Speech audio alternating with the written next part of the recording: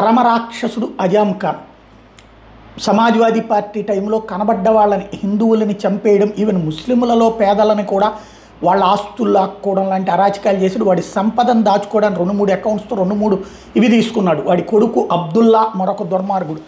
ఏది పాన్ కార్డులు కూడా డూప్లికేట్లు 2-3 రకాలైనటువంటి పాన్ కార్డులు తయారు చేసుకున్నాడు. వాడు చేసిన అరాచకాలు ఇన్ని కాదు.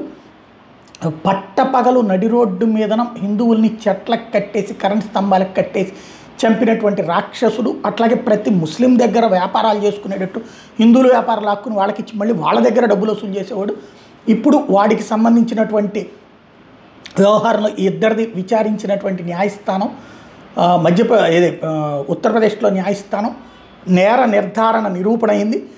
ఇదివరకు సమాజ్వాదీ పార్టీ టైంలో వాడి ఇంట్లో గేదెలు వాడి ఇంట్లో ఉన్నటువంటి కుక్కలు తప్పిపోతే దాదాపు 200 మంది పోలీసులు ఎతికారంటే వాడు ఎట్లాంటోడు అనేది అర్థం చేసుకోవచ్చు, ఎంత ఇన్ఫ్లుయెన్స్ ఉన్నాడు అన్నది. అఖిలేష్ యాదవ్కి ఒక రైట్ హ్యాండ్ లాంటోడు. వాడు చెయ్యని అరాచకం లేదు. ఉత్తరప్రదేశ్లో ఒక రకంగా ఈ హిందువుల మీద జరిగిన అనేక దాడులకు వాడే వెనకున్నటువంటి వాడు. వాడికి ఇప్పుడు జైలు శిక్ష విధించింది. 7 సంవత్సరాల జైలు శిక్ష వాడికి, వాడి కొడుక్కి. దాంతో వాళ్ళిద్దరిని కూడా రాంపూర్ జైలుకి తరలించారు.